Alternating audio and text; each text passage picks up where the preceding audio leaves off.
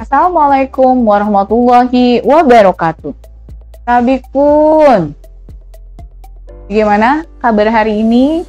Mudah-mudahan selalu saya doakan kita semua dalam keadaan sehat dan tetap bersemangat walaupun saat ini kita tidak bisa bertemu langsung ya. Hari ini dalam mata kuliah dasar-dasar restorasi lahan, kita akan membahas tentang penataan lahan pasca tambang. Nah, sebelum itu, seperti biasa, saya akan menyampaikan dulu capaian pembelajaran yang ingin kita capai pada hari ini. Capaian pembelajaran kita adalah yang pertama, mahasiswa mampu memahami tentang penataan lahan atau landscaping pada restorasi lahan pasca tambang. Kemudian yang kedua, mahasiswa mampu melakukan penataan lahan atau landscaping pada lahan pasca tambang. Ya, baiklah. Kita akan mulai dengan mengingat kembali bagaimana kegiatan reklamasi itu dilakukan. Ada beberapa hal yang kita lakukan ketika kita melakukan reklamasi. Yang pertama, kita harus menyiapkan lahan untuk revegetasi tersebut. Yang kedua, kita harus melakukan pengendalian erosi dan sedimentasi. Yang ketiga adalah pengelolaan tanah pucuk atau topsoil. Dan yang keempat, kita baru dapat kemudian menanam kembali atau melakukan revegetasi sebagai pemanfaatan dari lahan bekas tambang tersebut. Kita akan mulai dengan melihat kembali bagaimana tahapan dalam melakukan kegiatan revegetasi. Nah, seperti Anda lihat di bagian paling bawah adalah pembentukan disposal atau pengaturan permukaan atau yang kita sebut juga dengan penataan lahan atau landscaping. Setelahnya, kita akan melakukan perlindungan dan penghamparan topsoil. Lalu kita akan melakukan pengendalian erosi dan di sana kita juga perlu membuat suatu persemaian untuk mencukupi kebutuhan dari bibit untuk penanaman. Lalu kemudian kita melakukan pemeliharaan dan pemantauan. Kita lanjutkan ya. Nah, coba Anda perhatikan gambar-gambar berikut ini. Gambar yang pertama, yang paling atas, Anda akan melihat sebuah lahan pasca tambang yang terbuka. Nah, lahan tersebut akan sangat sulit untuk ditanami karena konturnya masih berantakan, masih acak-acakan. Sehingga itulah kenapa kita perlu melakukan penataan. Dengan melakukan penataan, maka kontur yang tadi sangat miring atau sangat tajam atau ada lubang-lubang itu kita ratakan. Setelah rata, baru kemudian kita bisa melakukan penanaman. Lalu kemudian akan dimudahkan ya ketika kita melakukan penanaman kembali, revegetasi, dan pemeliharaannya tentu. Sampai sini paham ya mengapa penataan lahan merupakan hal dasar yang harus kita lakukan apabila kita akan memulai melakukan revegetasi lahan pasca tambang. Coba lihat lagi gambar-gambar itu ya, betapa kontrasnya antara lahan yang baru dibuka atau maksudnya baru selesai dilakukan tambang atau lahan pasca tambang dengan lahan yang telah dilakukan penataan dan kemudian kita lakukan penanaman. Nah, untuk memudahkan Anda mengingat kembali, saya akan mengulangi lagi nih. Pelaksanaan reklamasi hutan ya, meliputi kegiatan yang pertama penataan lahan. Di dalamnya itu ada penutupan lubang bekas tambang, ada pengaturan bentuk lahan yang tadi terlalu curam atau terlalu menggenang dan sebagainya. Baru kemudian ada pengelolaan tanah. Nah, setelah itu baru karena kita sudah memberikan pengelolaan tanah pucuk, maka kita harus melakukan pengendalian erosi dan sedimentasi. Caranya dengan pembuatan bangunan konservasi dan penanaman cover crop. Akan kita bahas lebih lanjut nanti. Baru setelahnya kita bisa melakukan revegetasi yang dimulai dengan persiapan lapangan tentunya, dan sudah dilakukan pengadaan bibit sebelumnya, ada pelaksanaan penanaman, dan dilanjutkan dengan pemeliharaan tanah. Oke, bisa saya lanjutkan ya? Nah, sekarang kita melakukan penyiapan lahan reklamasi dalam rangka menyiapkan lahan untuk revegetasi. Coba sekali lagi, mari kita perhatikan gambar-gambar yang ada di layar Anda. Pada gambar yang pertama, itu merupakan ketika kegiatan eksplorasi, ya, jadi di ledakan. Karena ada peledakan, tentunya akan melakukan perubahan landscape. Ya, akan terjadi perubahan dari landscape. Jadi yang lahan tadinya mungkin bebukitan, pegunungan, atau bahkan cekungan, itu menjadi berantakan. akan terbentuk lubang-lubang, kemudian jurang-jurang yang curam, lahan-lahan dengan tingkat kemiringan yang tinggi, begitu ya. Kemudian juga tentu karena coba Anda perhatikan angkutan yang ada di sana, Anda tahu tidak? Angkutan itu rodanya saja tingginya itu bisa 1,8 meter. Nah, Anda bisa bayangkan tekanan yang dihadapi oleh lahan-lahan tambang tersebut. Ini pasti menyebabkan pemadatan pada tanah-tanah tersebut. Ini perlu dilakukan sesuatu nih, supaya ketika kita menanam, maka tanaman itu bisa tumbuh dengan baik, gitu ya. Nah, itu gambar-gambar selanjutnya menunjukkan bagaimana proses penataan lahan tersebut dilakukan dalam upaya memastikan apabila kita nanti melakukan penanaman atau revegetasi, maka tanaman itu bisa tumbuh dengan baik. Jadi dipahami ya. Nah, selanjutnya seperti tadi sudah disampaikan di awal-awal, kegiatan setelah melakukan penataan lahan pasca tambang adalah penyebaran tanah atau penyebaran tanah pucuk atau juga disebut tanah topsoil, begitu ya. Penyebaran tanah ini dilakukan setelah menyebarkan subsoil dulu pada lahan. Kemudian ketebalan tanah topsoil ini sangat tergantung dengan bagaimana kajian dokumentasi AMDAL.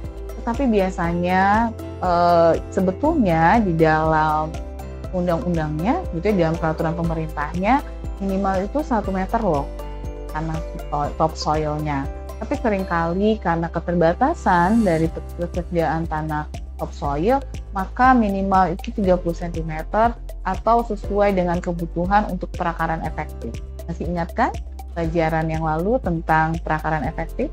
Perakaran di mana merupakan wilayah atau area yang menjadi tempat utama akar tanaman mencari unsur hara dan akar.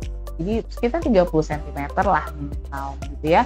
Anda lihat gambar-gambar di layar Anda bahwa itu ada lahan-lahan yang tadi masih berantakan, kemudian kita ratakan, kemudian mulai disebar topsoilnya tuh, tanah pucuknya itu disebar merata, gitu ya, supaya bisa menjadi media tumbuh dari tanaman yang akan kita revegetasi.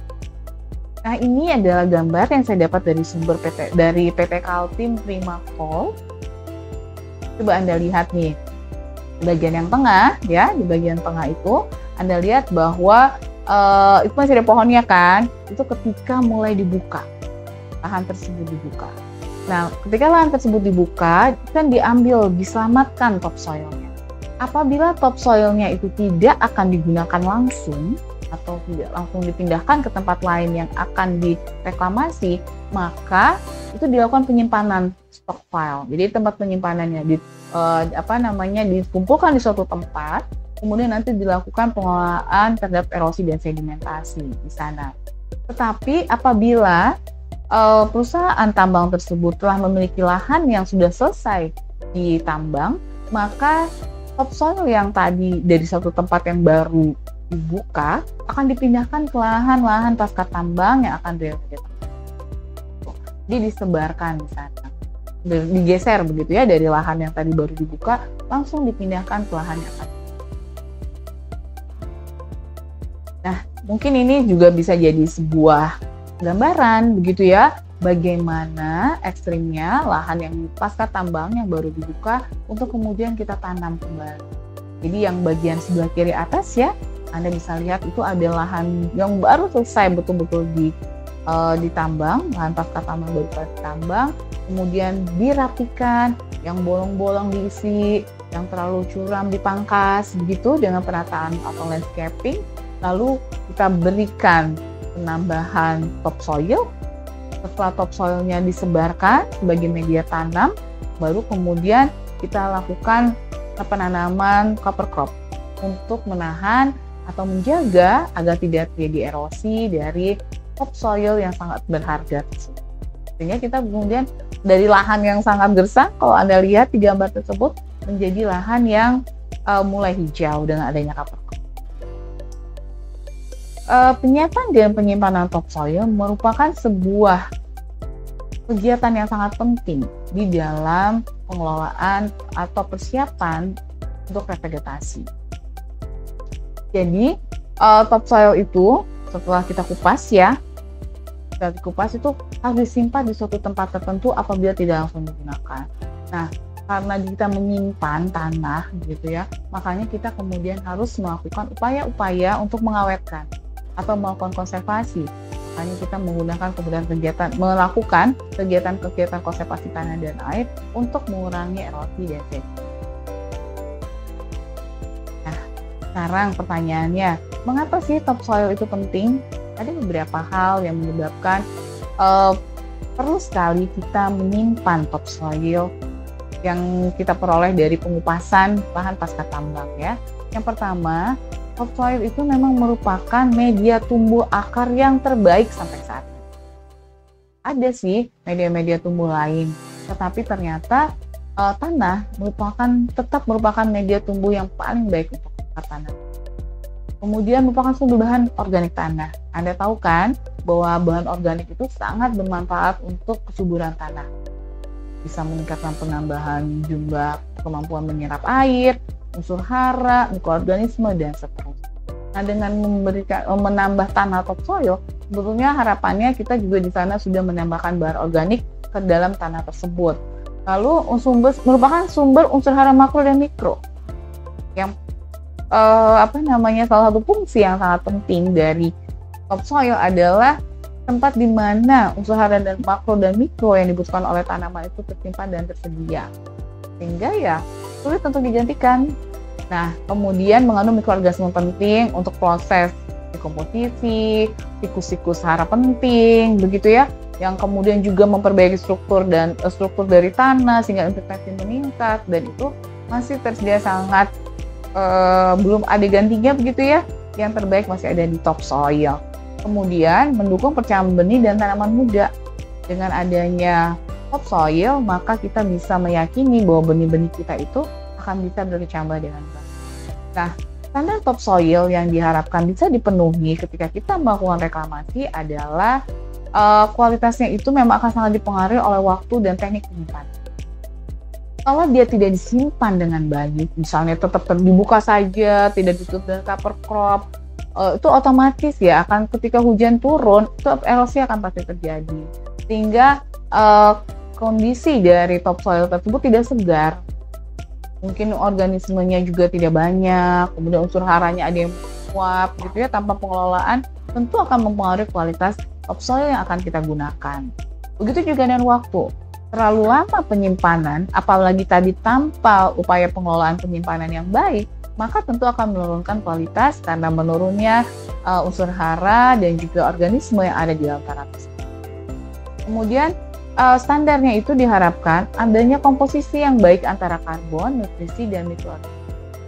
Itulah kalau misalnya topsoil itu mengandung ketiga hal ini, kita sebut sebagai topsoil yang segar, gitu ya, yang bagus, baik sekali dan mampu memenuhi kebutuhan tanaman untuk bertahan hidup di lahan-lahan pasca tambang. Anda tahu kan kalau lahan pasca tambang itu cenderung sangat kritis begitu, sangat terdegradasi. Sehingga dengan menambahkan topsoil diharapkan mampu menambahkan sedikit kesuburan dari tanah tersebut. Nah, ketebalan topsoil juga penting. Tadi sudah saya bahas sebetulnya bahwa kalau berdasarkan peraturan pemerintahnya diharapkan itu minimal 1 meter. Tetapi kadang-kala karena tadi ya teknik penyimpanan yang salah dan sebagainya menyebabkan ketersediaan topsoil itu terbatas, maka ya minimal 30 cm untuk mengakomodir perakaran efektif tadi. Tanah pucuk yang ditebarkan sebaiknya masih segar karena diharapkan mengandung flora, fauna, makro dan mikro serta benih-benih dan sisa-sisa berbagai akar tanaman yang merupakan bagian dari bahan organik tanah. Dengan demikian tentunya akan sangat mempengaruhi metabolisme di dalam tanah tersebut. Material open burden atau bagian bawah setelah topsoil ya, masih ingat ya pelajaran kemarin, dapat dimanfaatkan sebagai media tanam dengan catatan material tersebut memiliki sifat-sifat kimia dan fisik yang kondusif untuk pertumbuhan tanaman dan perakaran yang dalam serta tidak mengandung material berpotensi meracuni tanaman seperti adanya senyawa pirit. Ya. Baiklah, bagaimana perkuliahan hari ini? Mudah-mudahan bisa dipahami ya apa yang tadi saya sampaikan.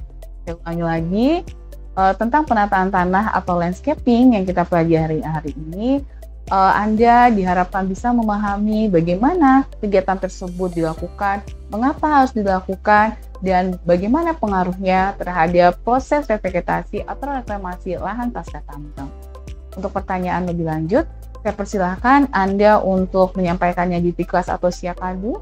Jangan ragu-ragu, kita akan bahas lebih lanjut di minggu depan. Baiklah, tetap sehat dan semangat. Sampai jumpa pekan depan. Saya akhiri. Assalamualaikum warahmatullahi wabarakatuh.